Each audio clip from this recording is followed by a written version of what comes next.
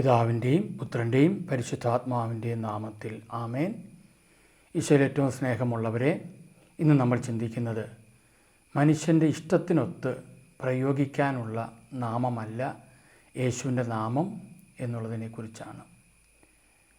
മനുഷ്യൻ്റെ ഇഷ്ടത്തിനൊത്ത് പ്രയോഗിക്കാനുള്ള അല്ലെങ്കിൽ ഉപയോഗിക്കാനുള്ള നാമമല്ല യേശുവിൻ്റെ നാമം എന്നുള്ളതിനെക്കുറിച്ച് നമ്മൾ ചിന്തിക്കുകയാണ്. രണ്ടാം പ്രമാണത്തിൻ്റെ മേഖലയാണ് നമ്മൾ ചിന്തിച്ച് കഴിഞ്ഞ ആഴ്ച മുതൽ തുടങ്ങിയത്. പുറപ്പാട് പുസ്തകം 20-ാം അധ്യായത്തിൻ്റെ 7-ാം തിരുത്തി നമ്മൾ വായിക്കുന്നുണ്ട്. നിൻ്റെ ദൈവമായ കർത്താവിൻ്റെ നാമം വൃഥാ ഉപയോഗിക്കരുത്. തൻ്റെ നാമം വൃഥാ ഉപയോഗിക്കുന്നവനെ കർത്താവ് ശിക്ഷിക്കാതെ വിടുകയില്ല എന്നാണ് പറയുക. അപ്പോൾ നമ്മൾ ചിന്തിക്കും, കർത്താവിൻ്റെ നാമം വൃഥാ ഉപയോഗിക്കുന്നവർക്കുണ്ടാകുന്ന ശിക്ഷ എന്തൊക്കെയാണ് എന്നുള്ളതിനെക്കുറിച്ച് ചിലപ്പോൾ ചിന്തിച്ചേക്കാം.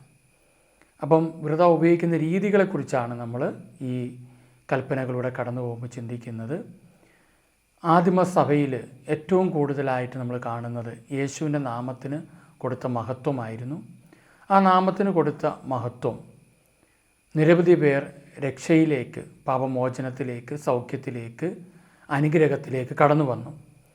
എന്നാൽ ആ നാമത്തെ ദുരുപയോഗിച്ച ഒരുപാട് മനുഷ്യരെക്കുറിച്ച് നമ്മൾ ബൈബിളിൽ കാണുന്നുണ്ട്, വിശുദ്ധ ഗ്രന്ഥത്തിൽ കാണുന്നുണ്ട്. അപ്പസ്തോല പ്രവർത്തനങ്ങൾ നമ്മൾ വായിക്കുമ്പോൾ അപ്പസ്തോല പ്രവർത്തനത്തിൽ നമ്മളിങ്ങനെയാണ് കാണുന്നത്. 19-ാം അധ്യായം 13 മുതലുള്ള തിരുവചനം, 11 മുതലുള്ള തിരുവചനങ്ങൾ നമ്മൾ കാണുന്നത് അപ്പസ്തോലന്മാരുടെ കരങ്ങൾ വഴി കർത്താവ് അസാധാരണമായ അത്ഭുതങ്ങൾ പ്രവർത്തിച്ചുകൊണ്ടിരുന്നു. പൗലോസ് അപ്പോസ്തലൻ്റെ കരങ്ങൾ വഴി, അങ്ങനെ പല അപ്പസ്തോലന്മാരുടെയും കരങ്ങൾ വഴി കർത്താവ് അസാധാരണമായ എന്ന് പറയുമ്പോൾ സാധാരണമല്ലാത്ത രീതിയിലുള്ള അത്ഭുതങ്ങൾ പ്രവർത്തിച്ചു കൊണ്ടിരുന്നു. നമ്മൾ അടുത്ത ഒരു സന്ദേശത്തിൽ വരുന്നുണ്ട്. എല്ലാ അത്ഭുതങ്ങളും എല്ലാ അടയാളങ്ങളും, യേശുനാമത്തിൽ നടക്കുന്ന എല്ലാ അത്ഭുതങ്ങളും അടയാളങ്ങളും പരിശുദ്ധാത്മാവിലുള്ളതല്ല, ദൈവഹിതത്തിലുള്ളതല്ല എന്നുള്ളതിനെക്കുറിച്ച് നമ്മളിനി ചിന്തിക്കും. അപ്പോൾ ഇവിടെ നമ്മൾ കാണുന്ന ഒരു കാര്യം, കർത്താവിൻ്റെ നാമം പ്രയോഗിച്ച് നോക്കി, അങ്ങനൊരു വാക്ക് തന്നെയാണ് അവിടെ ഉപയോഗിക്കുക.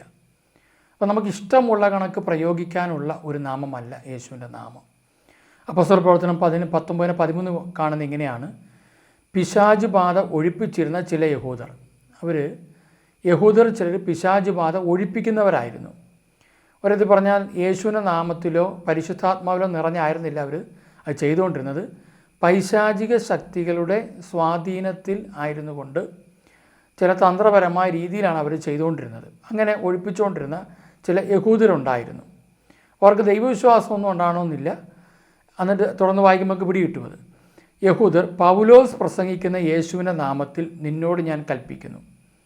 അപ്പോൾ ഇവരിങ്ങനെ ചിന്തിച്ചു, പൗലോസിൻ്റെ കൂടെ മാത്രമേ യേശു ഉള്ളൂ, മറ്റാരെയും കൂടെ യേശുവില്ല എന്ന് ചിന്തിച്ചും കൊണ്ട് പൗലോസ് യേശുവിൻ്റെ നാമം ഉപയോഗിക്കുന്നു. അതുകൊണ്ട് ഈ പൗലോസ് പ്രസംഗിക്കുന്ന യേശുവിൻ്റെ നാമത്തിൽ എന്ന് പറഞ്ഞുകൊണ്ടാണ്. കാരണം പൗലോസ് അപ്പോസ്തലനോടെയാണ് അത്ഭുതകരമായ മാറ്റങ്ങൾ സംഭവിച്ചുകൊണ്ടിരുന്നത്. യേശുവിൻ്റെ നാമത്തിൽ നിന്നോട് ഞാൻ കൽപ്പിക്കുന്നു എന്ന് പറഞ്ഞും കൊണ്ട് അശുദ്ധാത്മാക്കളുടെ മേൽ കർത്താവായ യേശുവിൻ്റെ നാമം പ്രയോഗിച്ചു നോക്കി. പൗലോസ് അപ്പോസ്തലൻ അങ്ങനെ കൽപ്പിച്ചു. അപ്പോൾ പിശാച് വിട്ടുപോയി, അശുദ്ധാത്മാക്കൾ വിട്ടുപോയി.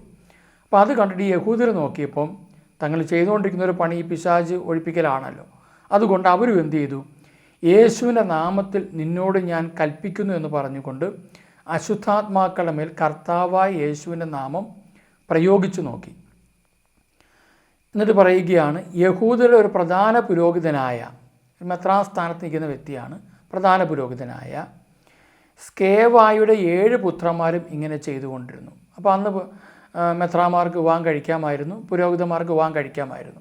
അപ്പോൾ അവിടെ ഈ സ്കേവായുടെ 7 പുത്രന്മാരും ഇങ്ങനെ ചെയ്തുകൊണ്ടിരുന്നു. ക്രിസ്തു വിശ്വാസത്തിലുള്ള ആളല്ല, യഹൂദ വിശ്വാസത്തിലായിരുന്ന ഈ പ്രധാന പുരോഹിതനായ സ്കേവായും 7 പുത്രന്മാരും.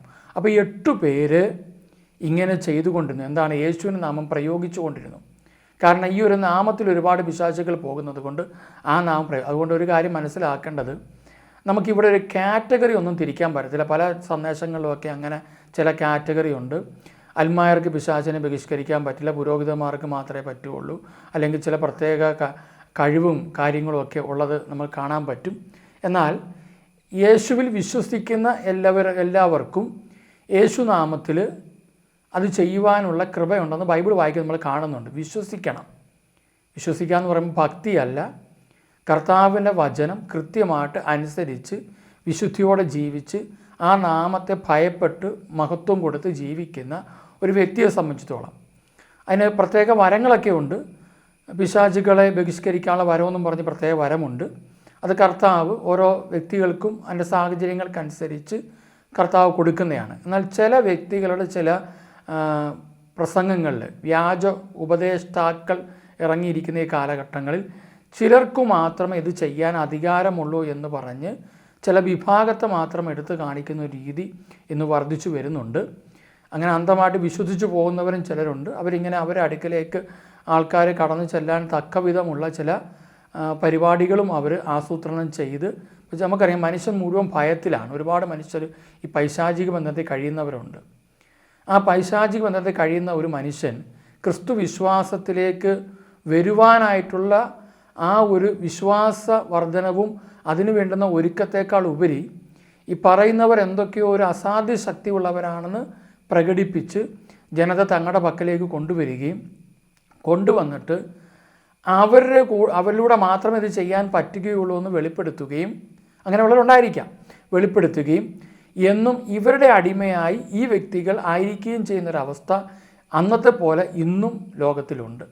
അതാണ് ഞാൻ ഉദ്ദേശിച്ചത്. അപ്പോൾ അതുകൊണ്ട് വളരെ ഭയത്തോടും വിറയലോടും കൂടി ഉപയോഗിക്കേണ്ട നാമമാണ് യേശുവിൻ്റെ നാമം. ഒരുപാട് പേർക്ക് രക്ഷ നൽകിയ നാമമാണ് യേശുവിൻ്റെ നാമം. എന്നാൽ അത് ശിക്ഷയ്ക്ക് കാരണമാകരുത് എന്നുള്ളത് നമ്മൾ മനസ്സിലാക്കുക.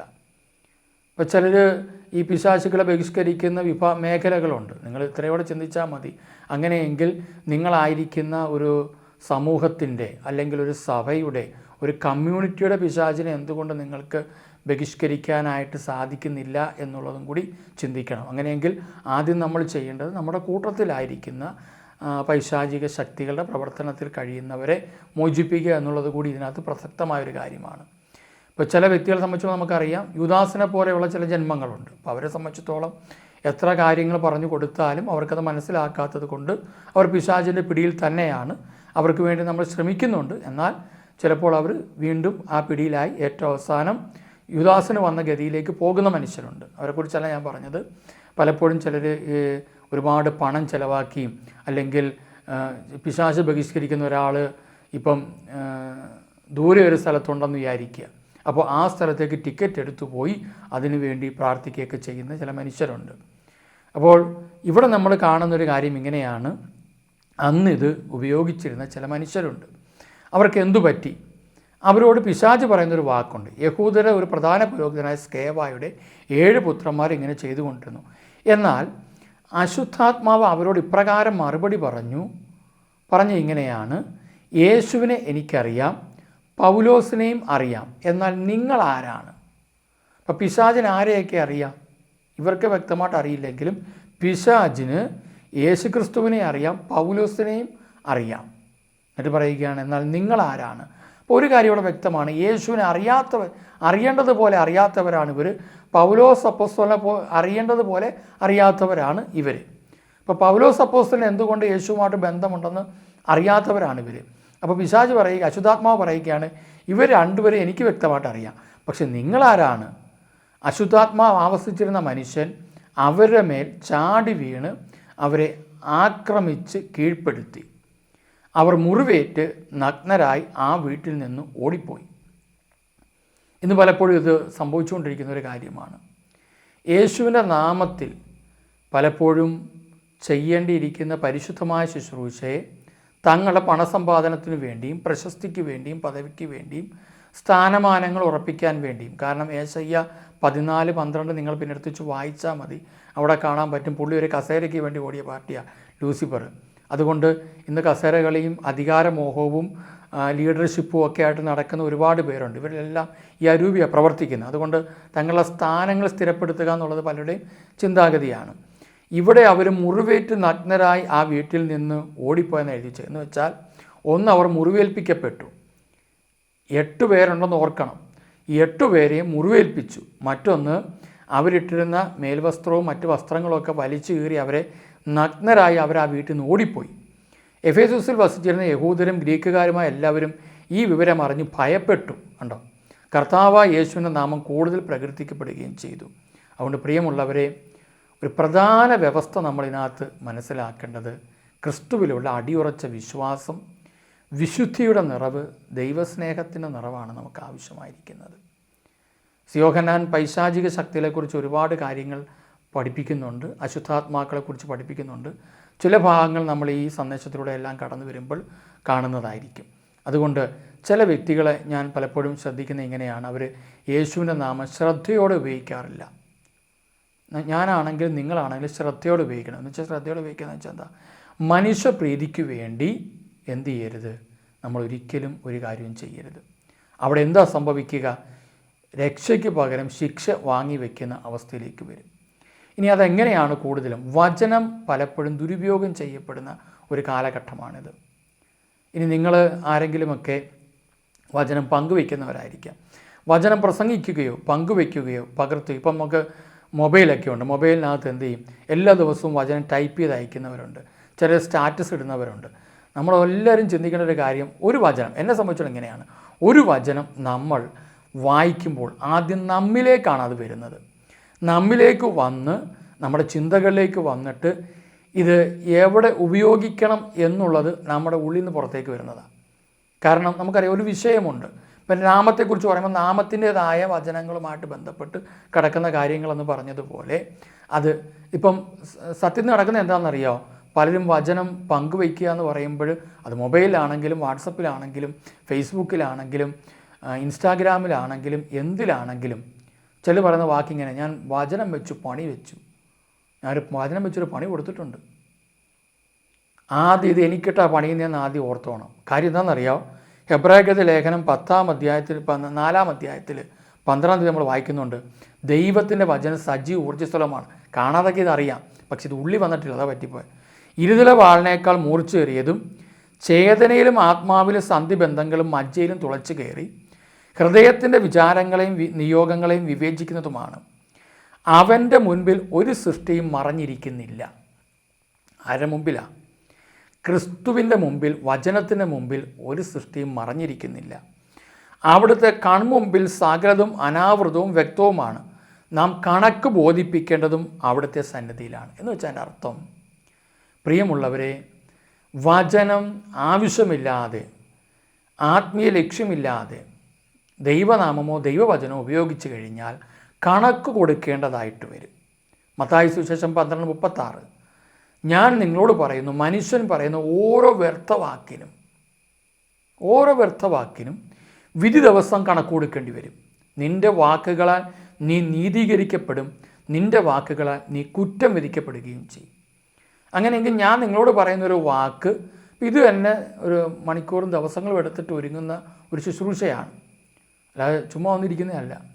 അപ്പോൾ അതുകൊണ്ട് ഇതിനകത്ത് വരേണ്ടതായ ഓരോ വചനം പല പ്രാവശ്യം വായിച്ച് ധ്യാനിച്ച് എൻ്റെ ഉള്ളിലൂടെ അത് ഇങ്ങനെ കടന്നുപോയി, എൻ്റെ ചിന്തകളിലൂടെ കടന്നുപോയി ഞാനത് നിങ്ങളോട് പങ്കുവയ്ക്കുകയാണ്.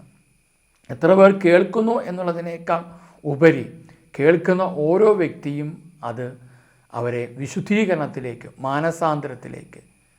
യോഹന്നാൻ സുവിശേഷം 15:3 നമ്മൾ വായിക്കുന്നുണ്ട്, ഞാൻ നിങ്ങളോട് പറഞ്ഞ വചന നിമിത്തം നിങ്ങൾ ശുദ്ധിയുള്ളവരായിരിക്കുന്നു.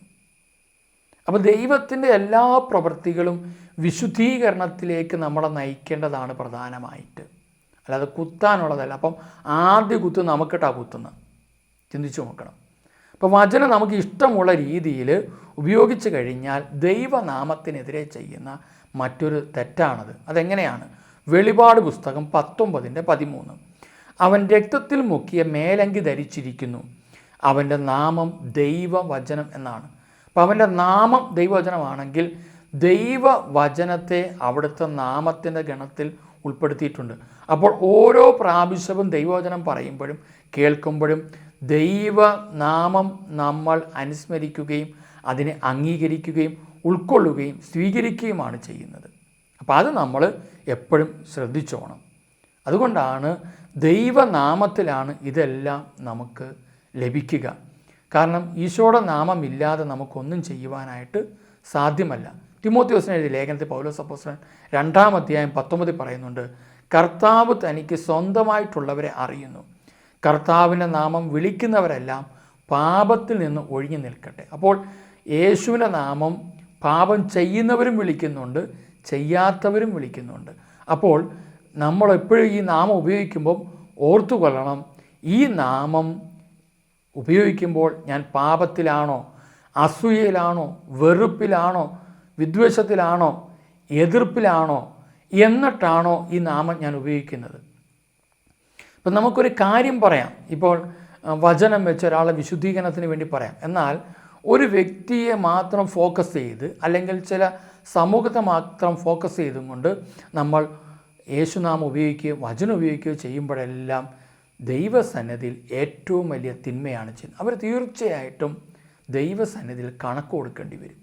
കാരണം അവർ അത് വ്യർത്ഥമാക്കി കളഞ്ഞു. ആ വാക്കിനെ, കർത്താവിൻ്റെ വാക്കിനെ, ഇരുതല വാളിനേക്കാൾ മൂർച്ചേറിയ വാക്കിനെ വ്യർത്ഥമാക്കി അവർ കളഞ്ഞു എന്നുള്ളതാണ്. നിങ്ങൾക്ക് ഇന്ന് എന്തുകൊണ്ടാണ് ഒരുപാട് പേര് ധ്യാനം കൂടിയിട്ടും ഇന്നും അനുഗ്രഹിക്കപ്പെടാതെ കിടക്കുന്നതിൻ്റെ കാരണം എന്താ? ഒരുപാട് പേര് ധ്യാനം കൂടി, പോകാവുന്ന എല്ലാ ധ്യാന കേന്ദ്രങ്ങളിലും പോയിട്ടുള്ള മനുഷ്യരുണ്ട്, പോകാവുന്ന എല്ലാ ധ്യാന കേന്ദ്രങ്ങളിലും പോയി. ഇനി പുതിയൊരു ധ്യാനകേന്ദ്രം ഉണ്ടോ എന്ന് കണ്ടെത്തി നടക്കുന്ന മനുഷ്യരുണ്ട്. എന്തുകൊണ്ടാണ് ധ്യാന കേന്ദ്രങ്ങൾ ഒരുപാട് പോയിട്ടും ഒരുപാട് വചനം കേട്ടു? പലരും ഒരുപാട് വചനം കേട്ടു. ഒരിത് പറഞ്ഞാൽ പറയുന്ന വ്യക്തിയിൽ 100% പ്രവർത്തിക്കണം വചനം. കേൾക്കുന്ന വ്യക്തിയിൽ അത് 100 പ്രവർത്തിക്കേണ്ടതാണ്. പക്ഷേ 100 മേനി ഫലം വരുന്നത് കുറവാണ്. കാരണം ഈ വിതയ്ക്കാൻ എന്താ ചിന്തിക്കുന്നത്? എപ്പോഴും ഞാൻ വിതയ്ക്കുന്ന ഓരോ വിത്തും 100 മേനി ഫലം തരണമെന്നാണ് വിചാരിക്കുന്നത്. പക്ഷേ അത് എന്ത് പറ്റുന്നു? 30ഉം 60ഉം ഒക്കെ ആയി മാറുന്നു. അപ്പോൾ അത് വീണ നിലത്തിൻ്റെ പ്രശ്നങ്ങളുണ്ട്, സാഹചര്യങ്ങളുണ്ട്, സ്വീകരിച്ച വ്യക്തികളുടെ മേഖലകളുണ്ട്, എല്ലാം ഉണ്ട്. എന്നാൽ നമ്മളൊരു കാര്യം മനസ്സിലാക്കുക, പ്രിയമുള്ളവരെ, ഓരോ വാക്കിനും അതിന് വലിയ മർമ്മപ്രധാനമായ പ്രാധാന്യം ദൈവം കൊടുത്തു വച്ചിട്ടുണ്ട്. അപ്പോൾ ഈ ഒരുപാട് പേര് ധ്യാനം കൂടിയിട്ടും നശിക്കാനുള്ളൊരു കാരണം, ധ്യാനം കൂടി നശിച്ച ഒരുപാട് മനുഷ്യരുണ്ട്, ഇല്ലെന്ന് പറയുന്നില്ല. ഒരുപാട് വചനം കേട്ടു, അവർക്ക് ഒരിക്കലും ഒരു പുരോഗതി ഉണ്ടാകുന്നില്ല. ഉടനെ പറയും ധ്യാനം എല്ലാം കളിപ്പിക്കില്ല, ആത്മീയ ശുശ്രൂഷ എല്ലാം കളിപ്പിക്കില്ല എന്ന് പറയുന്ന മനുഷ്യരുണ്ട്. അവരോട് എനിക്ക് പറയാനുള്ളത്, നിങ്ങൾ കേട്ട വചനം ഏതെങ്കിലും നിങ്ങൾ അനുസരിക്കാതിരുന്നിട്ടുണ്ടെങ്കിൽ അത് നിങ്ങൾക്ക് ശിക്ഷയും ശാപവുമായിട്ട് കിടപ്പുണ്ട്. അതാ പറ്റിപ്പോയത്.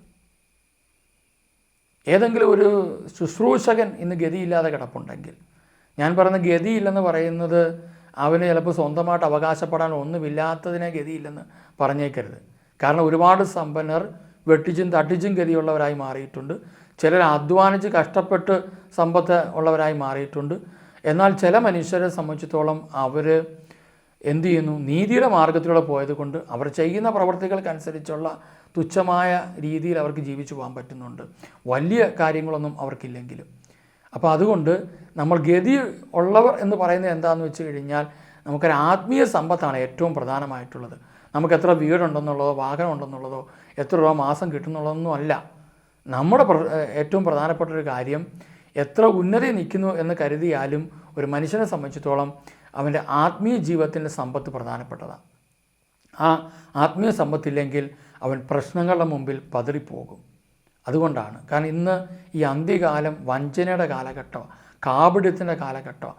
ഒരുപാട് വ്യാജപ്രവാചകന്മാരും വ്യാജ ഉപദേഷ്ടാക്കളും തന്ത്രശാലികളും ഒക്കെ ഇറങ്ങിയ ഇവരെല്ലാം യേശുവിൻ്റെ പേരിലാണ് നടക്കുന്നത്.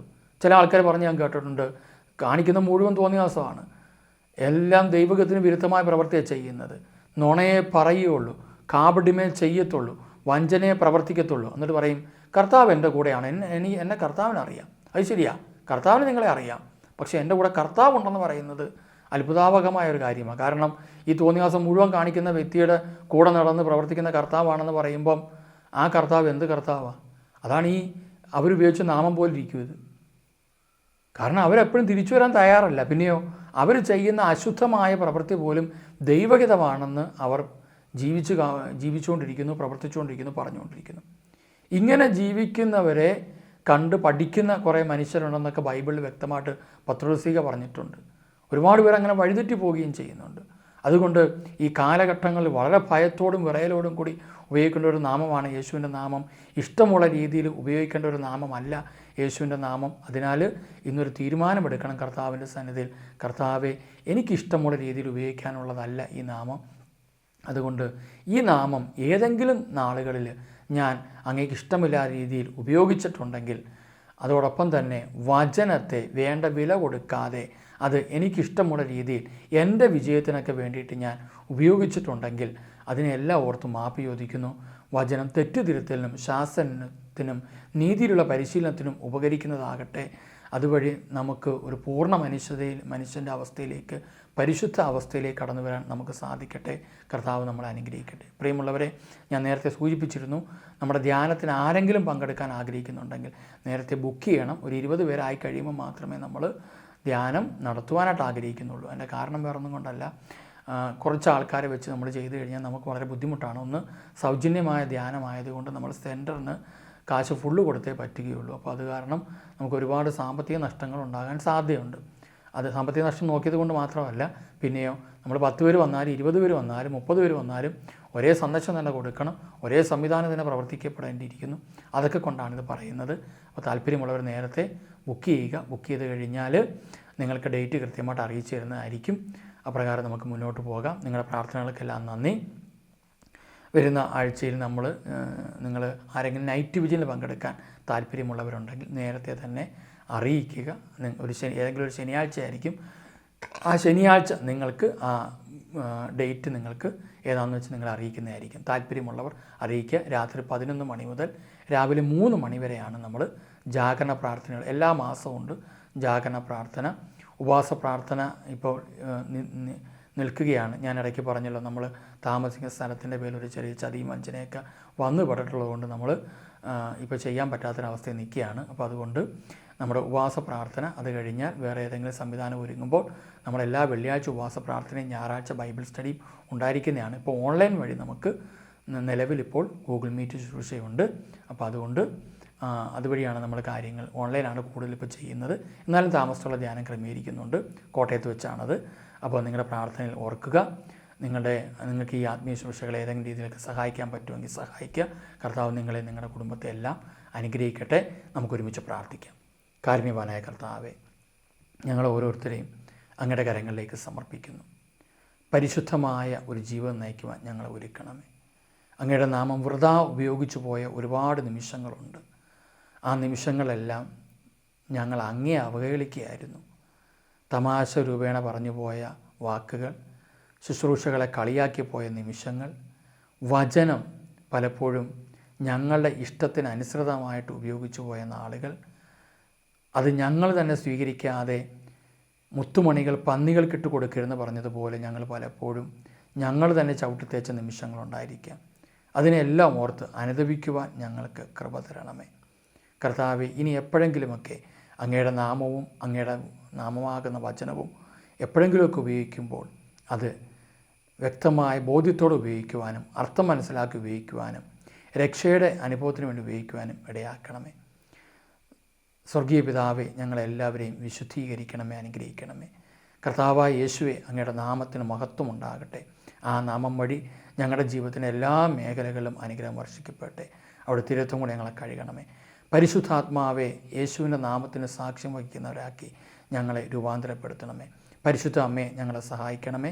മിഖായേൽ, ഗബ്രിയേൽ, റഫേൽ ദൂതന്മാരെ ഞങ്ങളെ സഹായിക്കണമേ. പിതാവിൻ്റെയും പുത്രൻ്റെയും പരിശുദ്ധാത്മാവിൻ്റെയും നാമത്തിൽ ആമേൻ. ഈശോയിലെ ഏറ്റവും സ്നേഹമുള്ളവരെ, ഈ സന്ദേശം നിങ്ങൾ കേട്ടതിന് വളരെയേറെ നന്ദി. കർത്താവ് നിങ്ങളെയും നിങ്ങളുടെ കുടുംബത്തെ എല്ലാം സമർത്ഥമായിട്ട് അനുഗ്രഹിക്കട്ടെ. കർത്താവിൻ്റെ നാമം മഹത്വപ്പെടുന്നവരായി നമുക്ക് മാറാം. കർത്താവ് നമ്മളെ സമർത്ഥമായിട്ട് അനുഗ്രഹിക്കട്ടെ. Praise the Lord. Thank you. എല്ലാ നാമത്തിലും മേലായ നാമം, ഭക്തജനം വാഴ്ത്തും നാമം. എല്ലാ നാമത്തിലും മേലായ നാമം, ഭക്തജനം വാഴ്ത്തും നാമം. എല്ലാ മുഴങ്കാലും മടങ്ങും തൻ തിരുമുൻപിൽ വല്ലഭത്വമുള്ള നാമം. എല്ലാ മുഴങ്കാലും മടങ്ങും തൻ തിരുമുൻപിൽ വല്ലഭത്വമുള്ള നാമം.